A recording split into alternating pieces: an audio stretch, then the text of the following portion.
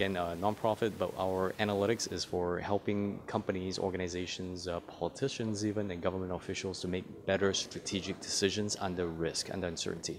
So whenever there's uncertainty and whenever there's risk, decisions that need to be made, can actually be used to hedge your downside risk and take advantage of your upside risk. So this could be used for organizations around the world, including oil and gas companies, pharmaceutical firms, for banks, for central banks, doing things like value at risk, probability of default, and so forth, all the way to multinational organizations. So we are in approximately 350 different universities globally, and about 35 different countries.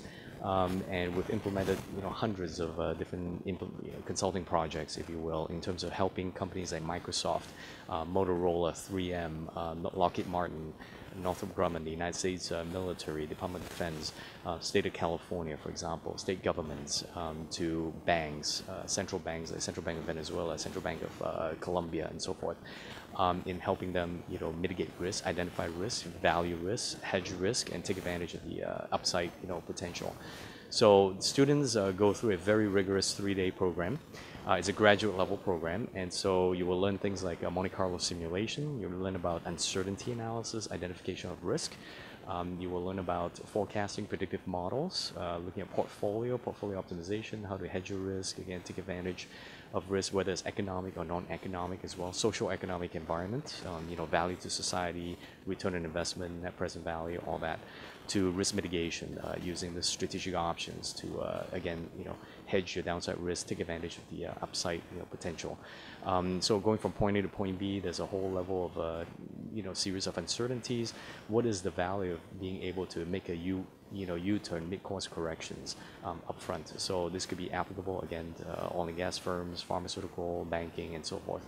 So there's a lot of, decision analytics is very hands-on.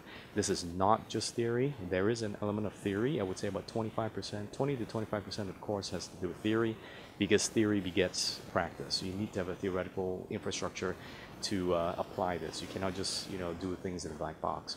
But at the same time, 75% of the time is hands-on application. So students will walk away with software applications, like the credit market operational liquidity risk for banks. We'll have a project economic risk. They'll be doing project management risk software application, risk simulator, and real options software applications. So in theory, they should be able to, once they leave the course, get the certification, walk away from the class and be able to implement this immediately in their organizations.